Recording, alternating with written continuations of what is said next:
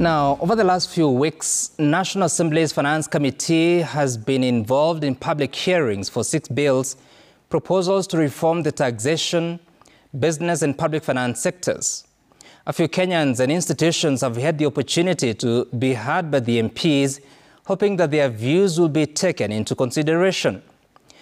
This is the second time this year for the Finance and Planning Committee to go around the country, taking views and submissions. We were here during the Finance Bill 2024 public hearings, days before the eruption of June 25th, the day that changed the country's history. However, at the start this time, there were questions raised as to how the committee settled on just 6 counties for the public hearings.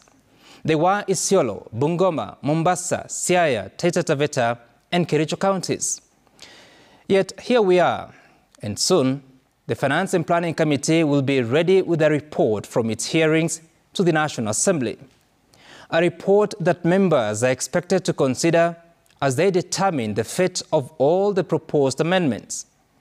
And this report, or reports, will be coming in at a time that the Supreme Court has recently ruled that Parliament is not obligated to restrict itself to the views of the people, that MPs are not required to give a report to the people about their proposals or to even explain why their views were accepted or rejected. But the Supreme Court found that Parliament ought to put in place reasonable measures to ensure it considers and treats the proposals, views, suggestions, and comments received during such an exercise as a matter of good practice. Now, the National Treasury hopes that Parliament will conclude considering those bills before proceeding on long Christmas recess on Thursday next week. Meaning, as things stand, members of the National Assembly have only 3 days to logically consider the bills as will be moved by the Finance and Planning Committee. That is, Tuesday, Wednesday, and Thursday next week.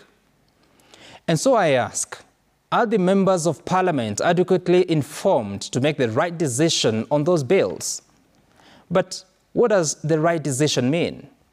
You see, over the last 2 years, right decision has not been an absolute destination. It depends on whom you ask. If you asked the Kenya Kwanza Allied MP what the right decision was on the morning of June 25th, as Parliament voted on the Finance Bill 2024, they would have told you it was voting in support of the bill and by extension supporting the President in his mission. If on the same day you asked an MP affiliated to Azimio la Umoja One Kenya Coalition, the right decision was to reject the same bill in totality. And now so much has changed. 2 sides that saw things differently are now in agreement. An MP who rejected that bill is now a cabinet secretary proposing new tax measures in another bill. This then is a call to the members of Parliament. You have so little time remaining to study the proposed amendments, to understand them, to read the report of the committee, to make up your mind to either propose further amendments to the bills as presented or just do the right thing. What will be the right thing for you? May I then humbly remind our honorable members that the National Assembly, as per Article 95, Sub-Article 1 of the Constitution, represents the people of the constituencies and special interests in the National Assembly.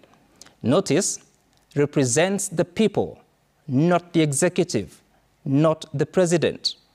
Sub-Article 2 goes further, that the National Assembly deliberates on and resolves issues of concern to the people, not the executive, not the National Treasury, not the president.